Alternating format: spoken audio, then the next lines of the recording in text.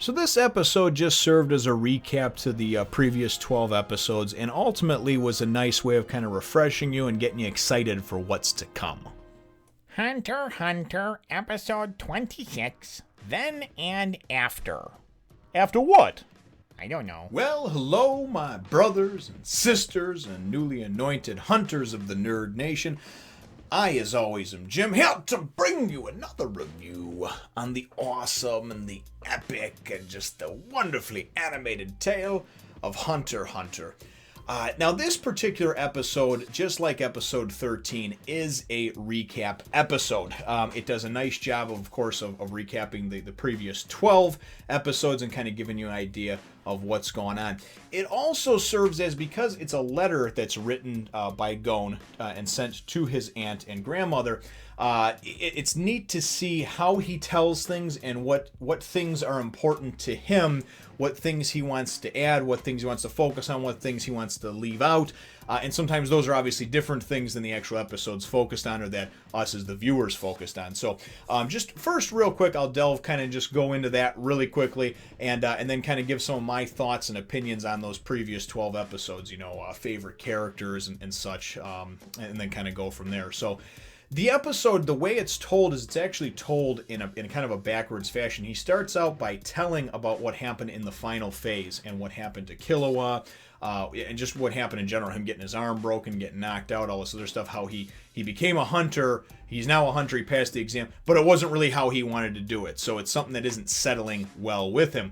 And really kind of goes on to explain about that, and then goes on before the kind of halfway mark break that we get in these episodes. He goes on to explain about the events that took place when they went to look for Killua. And I thought that was cool as well, because he wound up talking about, just his friend. And you can see how much, how good of a friend he is, number one, and just how much character he has, I guess, and how much drive. When he puts his mind to something, he's very stubborn, very pig-headed, but at the same time, he's going to get it done. Rest assured he's going to get it completed. So then the second half of the episode, he goes and he talks very heavily about the fourth phase of the exam and, of course, what happened in the exchange between him and Hisoka ultimately giving him his tag and then saying, hey, and then after he, punches him and lays his ass out, he says, I'll take it back only when you can, when you can do that to me, right? So, and Hisoka, very cool, but also very creepy as well, and you can kind of tell that Gon he's apprehensive, he's kind of scared of him, but at the same time, he knows it's a demon he's going to have to face, so he's focusing on it, so it's very cool stuff. And then obviously we know that they're him and Killua, Gon and Killua, are headed for this Heaven's Arena, so this 12 episode block, because obviously the 13th episode was the last one that we had kind of a recap, so episodes 14 through 25, were done very well. They were. And first of all, we'll start with Phase 4, which was very much like a crazy, psychotic, like Hunger Games type of deal. And that's really all I can think of to kind of compare it to. But it was really neat the way it was done with the point system. You get 3 points for having your tag or for capturing, or for your target's tag, but only 1 point for other ones. So you can make more work for yourself if you're a beast, just by running around and killing other people, or if you run into them getting their tags. But really, that Phase 4, I thought, was done very well, and because of the way it was told and the way it was done, I really enjoyed the Trick Tower in Phase 3, but I think this was my favorite phase overall of the Hunter exam. Phase 5, I think, could have been much more epic, but they kind of did it all in sort of a flashback recap episode after the one episode with Gon and Hanzo. So Phase 4, I thought, was nice. There was still a lot of mystery and intrigue surrounding it. There was still a number of participants, on the actual island. And it was really neat to see how they were left there for a week. And we wound up getting to see Killua, and we got to see a little more of him and just how much of a badass he is without even trying, which was really neat. We got to see, obviously, some things with Gon as far as him, and the whole Hisoka confrontation. Hisoka, we got to see more of too as well. And he really is. He's kind of a creepy character. He's one of those, like, I want to he almost reminds me of like the evil witch in Hansel and Gretel, wants to fatten him up before she eats him with the kids, It's kind of the same type of thing. He doesn't want to fatten Gon up, but he wants to fatten him up like, not spiritually, but like skills-wise, Wants his skills to improve and to become markedly better, so he's more of a challenge to him. and then he'll go and he'll kill him, you know. So, but it is very neat to see because it's almost like this weird sadistic sort of like older brother type deal, you know, that he has going with Gon. It's like he admires and respects him, but at the same time he's just like cultivating him so he can kill him, you know. And that's what his whole thought process is. And the whole thing about Hisoka just sort of like getting off and almost having like these orgasmic waves rushing through his body when he like kills people and kind of getting that bloodlust. It's like creepy and cool at the same time, you know what I mean? It's sort of just like, I don't know if I should be watching this porno. It's kind of weird, you know? And that's kind of what you feel like with it, like, oh, Jesus. But the phase overall, though, the fourth phase, I thought was done very well. And then we, of course, wound up seeing at the end, you know, Gon just going. And I mean, first of all, dude can hold his breath for just like, what, like 8-9 minutes or something like that. Releases the gas, carries everybody out of the place. And I mean, all in one fell swoop, too. He didn't go back in and, you know, catch a breath, go back in and get somebody. He's got Leorio's big lanky ass. He's got Kurapika's ass over him. And he had, wasn't that Paco, I think? And winds up getting them all out of there. So very, very cool phase, and I thought was the best one in the series, or at least in the Hunter exam.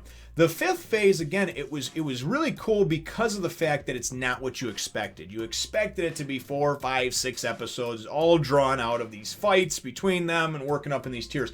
The tier and bracket system I thought was very cool, but at the same time I felt like, okay, there's 8 or 9 people left, and you're going to have all but one pass, you know. And it's almost like, okay, well, phase 1 through 4 was your real test. Don't worry, only one of you is going to fail the final. One of you is going to fail the final exam. So I thought that was a little anticlimactic.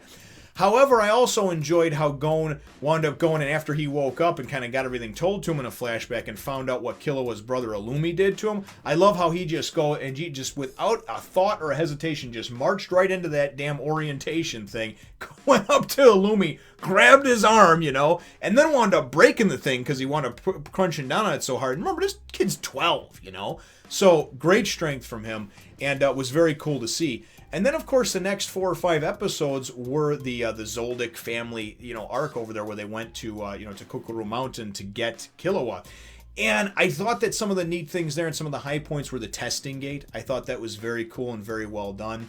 I did like getting briefly introduced, I guess I should say, to some of the Zoldyck family and just this sort of crazed family of assassins. I mean, this is like, you know, it's like the Addams family and like the Jackson family, like, you know, went together and had a bunch of like illegitimate children. I mean, they're just really messed up. And for the most part, it seems like, you know, they're different and their whole approach. Even their butlers, though, are like crazy assassins that like can outdo pretty much any hunter on almost any day. So I thought that was cool. And again, I like how the story is being told. There was all this focus on getting past the testing gate and the beast and the this and that. And you thought there was going to be this crazy series of fights and whatnot, getting past the butlers and all the help, and then eventually some of the family themselves to get to Killua.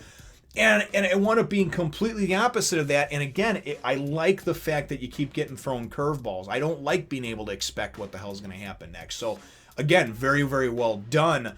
And then for me, the whole climax of that arc was when Silva, obviously we met very briefly Zeno, his grandfather, as he kind of released him and said, go about your business.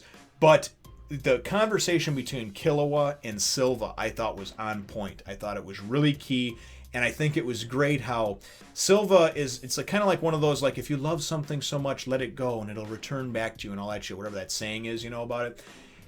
And that's kind of his philosophy behind this. He knows that Killua has assassin's blood in him and that he is an assassin through and through, and that if he just lets him go, now he knows that if he holds him in tighter and tries to pull in the reins on him, Killua is just going to resist, and he's never going to be able to mold him into the heir apparent to this family that he is. So it was really cool to see this heart-to-heart conversation between this, like, cold, and he even admits, like, he just had a cold relationship with his father. It's always just been about the job, the assassination, that type of family.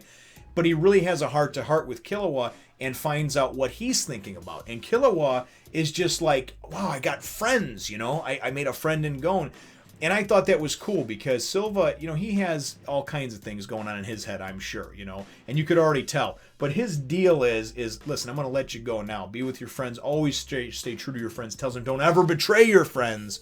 but he knows in his mind that he'll come back. That's how he feels, that Killua cannot escape his destiny, his past, almost like a Darth Vader type thing, you feel the true power of the dark side, and that's my James Earl Jones terrible impression. But all in all, I'm very excited for the future and what's to come. I think that so far, I want to say that my favorite character is probably one that many people go with, and that's Killua. But I want to say that my wild card, I think, here is Leorio. And the reason for that is because out of the 4 kind of main characters that we've seen, he seems to really be the weakest physically, and sometimes even the weakest mentally, because he has a lot of self-doubt and so like that. He's always the first one to be like, whoa, this is bullshit, to call bullshit on something. But I feel like he's a character that I think he has a good heart, even though he has kind of this rough exterior. And I really think that he's going to be one to watch out for, and one that I'm going to like to follow and see kind of grow as a character. Killua, you feel like there's many layers to him, but for the most part, you just feel like he's this beast just waiting to come out of his shell. You know what I mean? That once he gets unleashed, it's going to be hard to try to contain him and the power that he has within, because at 12 he's already an accomplished assassin that is strong enough to go and push 24 tons or something like that when he did the doors, because the first set would be 4, second set would be double that's 8, so that's 12, and then it's 16, so yeah, whatever, 16, 24, so yeah, 28, whatever tons it winds up being, because I know each one they doubles or what have you. But the point is that he's strong. He has all kinds of great strength going on. So I'm really, really looking forward to as well, because they hinted that, obviously they're all going to meet up in York New City on September 1st, and this is of course after the Heavens Arena arc that we're going, and Killua are going to train and to earn money. But I'm really looking forward to that and seeing Kurapika get some closure, maybe at least some leads, and find out a little more about this Phantom Troop that he's of course hunting down. And then also, too, I liked how at the end of the last episode, how Killua was explaining to Gon the differences in power, the gaps in power between himself and Hisoka right now. And over the next 6 months, he's really got to go and he's got to step up his game if he wants to ever have a chance of being able to punch Hisoka like he did to him and return him his tag, and then kind of be even, and be washed away of any debt that he might owe him. So very cool stuff. Certainly looking forward to and excited about what's to come. But I guess my episode question for you, brothers and sisters, are ultimately, what were your thoughts on, of course, the 4th and 5th phases of the exam? And what were your thoughts as well, just, on the kind of the Zoldyck family, meeting them, and then of course that arc. I really do like how Togashi writes things and throws them at you in a non-conventional manner, non-conformist manner. He's not going and following what else has been, the other things that have been successful, and just trying to ape that and slightly change some things, some events, some places. He's coming up with some really unique plot twists and some ways of kind of delivering that to you, I think, in such a way that you feel like you don't know what's coming, even though you know what should be coming. That's not what happens, So very, very cool stuff. Let me know what your thoughts are, though, brothers and sisters, in the comments down below. Feel free to hit the thumbs up, the like button if you should think that I deserve it, and subscribe if you haven't done so already. I'm doing the finger thing. I don't know what the hell's wrong with me. Again, it's the brain not communicating properly with the mouth, and then the hand is just it's all over the place. So. But anyway, we will look forward to catching all of you. That's what I'm supposed to do that. In the next one, Nation. Remember to follow me on my other channel, as well as Facebook and Twitter and Instagram.